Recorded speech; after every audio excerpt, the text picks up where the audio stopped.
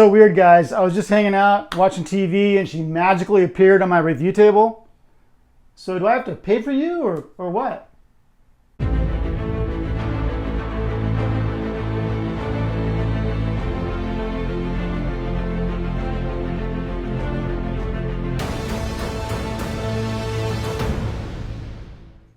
Hey guys, welcome back to the Sanctuary. We have something of a rarity here. We have a piece from Sideshow whose exclusive sold out before it shipped. That doesn't happen very often, and this has been sold out for quite some time. Edition size is 500 on the X. Like I said, that's gone. Edition size is 1000 on the collector's edition. That's still available. If you're interested in that, I will put a link in the description for this video. Let's take a look at her. All right, I've just got her unboxed, so you really are getting my first impressions on this piece. And the first thing I'll mention is she's also rare in that I think she's nicer in person than in any of the promotion pics we saw, any of the prototype pics. I think that the portrait is more beautiful in production, which is saying something. It's really nice. Let me give you a full view. It's appropriate that this shipped this week. This week is also Will Harbottle's birthday. Will Harbottle sculpted this piece. Happy birthday, Will. And I think he gave us a birthday present with this wonderful piece. Now, if you've got this coming, don't worry when you pull the base out. The base looks ugly when you pull it out because there is a plastic layer on top of this mirrored surface. So just remove that plastic layer and you'll see this super clean, awesome mirror base. Show you the side of the base. It's got this really kind of intricate work design, which looks really cool. I love that.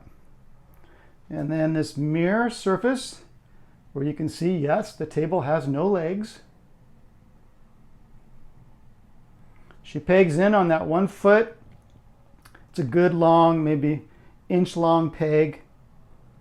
And it feels very secure. You know, there's been some talk, and there's talk like this with most Sideshow pieces of whether it will lean over time. And the example that is often used to explain why that won't happen is this Spider-Man, which has been out for a number of years and has not experienced a lean problem, even though it's only connected by that one hand on that steel girder. I don't think there's going to be a problem with this piece either. I think Sideshow is really good at engineering these things, figuring out what will work and what will not work. And I think this is going to be just fine. She's got these thigh-high boots leading up to the mixed media stockings. The only thing on this piece that's fabric are these stockings. Everything else is sculpted. Got that gold corset with also a nice design on it. There you go. Looks really cool. Tuxedo shirt and tuxedo jacket. That nice white tie and red rose, or red carnation, I should say. Not a rose, a carnation. White gloves. And there's the table. No legs. Looks really cool. And a really stunning portrait. I'm going to mention it. I hesitate to mention it. Some collectors have expressed that they think this looks like Michael Jackson. I do not share that opinion, especially with this production piece. Michael Jackson never looked this good. So I would just forget that notion that this looks anything like Michael Jackson. It does not. Oops, a little bit too close there. That's just beautiful. And then this is the exclusive. This is named, his name is Fuseli. So it's a little Fuseli demon coming out of the top hat. So the collector's edition, which I'll show you, is the exact same top hat, just without Fuseli. Nice sculpt on the hair. There are blue highlights to this black hair. You can just barely see them there. But really nice detail.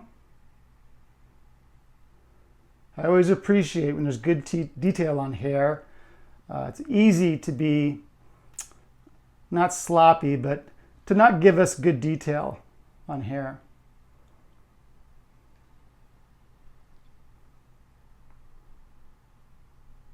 I really like that tablecloth. It adds, you know, just that gold color. It adds something. It's a good contrast to the black of her outfit.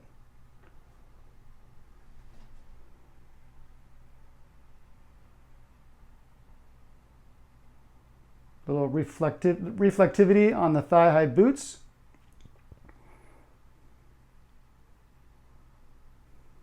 High heels. I'll give you another look. It's a fun idea just to show the bottom of the table and show off this floating effect.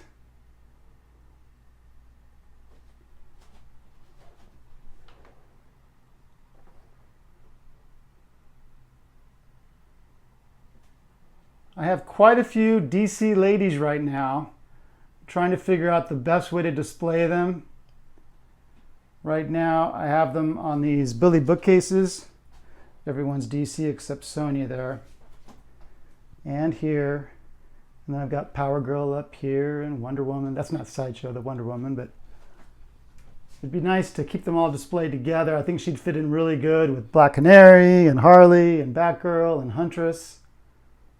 But I'm running out of room. All right, let's take a quick look at the collector's edition. All right, here we go. So like I said, it's exactly the same. It just doesn't have the demon. You just can see inside the hat. It's kind of a red felt in there. So you still get the beautiful figure of Zatanna. It's just that little demon is missing. And the price, I think, is $20 less for the collector's edition. I think it's $580 instead of $600 for the exclusive.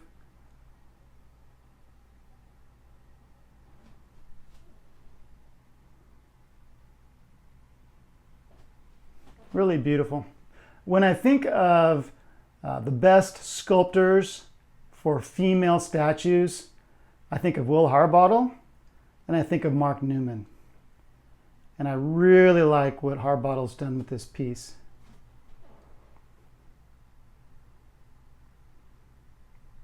It's beautiful. Let's take a look at the art box. Really beautiful image, I think, of the statue on the front. This is Zatanna up top, premium format down below. Just some stars on the side.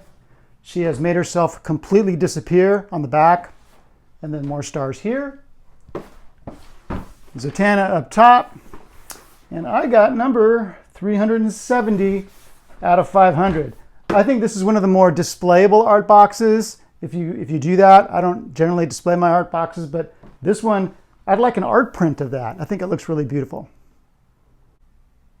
I neglected to mention the dimensions earlier. She's 21.5 inches tall, a foot wide, and 9.25 inches deep. So not too big, should fit well into any display. I'm not sure if the waitlist is still open for this piece, but if you really like that exclusive, you could jump on the waitlist if it's still there. It's actually a pretty good time to jump on a waitlist when a statue's about to ship. Some collectors do cancel, so if there's not a lot of people on it, you might be able to nab one at the last minute, maybe. But the collector's edition is absolutely still available, and I will put a link in the description. I really like the piece a lot, more than I expected to be honest. There's like a classiness to it, an elegance to it that you don't see in a lot of statues. I think that's something that Sideshow excels at. Their females tend to be flirty without being slutty, if I can use that word. Black Canary is a good example. That's a very kind of seductive outfit she wears, but I mean, she's just pulling a glove on. She's not, you know, there are a lot of statues out now, especially custom ones, that definitely appeal to males in their 30s and 40s and 50s in a more outward, in-your-face way than Sideshow was doing. And I appreciate that their pieces are super attractive, without going over the edge. So I think they fit into my collection really well because of that. That's it, guys. I'll be back soon with a review of the 1/3 scale Legendary Beast cap, which just came in. He's down right there, down there next to Thor. And I can't wait to review that. And I'll see you on Facebook. I'll see you on Statue Forum and at a convention near you. I got a few of those coming up. I'm really looking forward to Monsterpalooza. I'm looking forward to San Diego, of course. There's some really good shows. I'm excited that we're entering convention season. That's it, guys. Have a great night. Take care.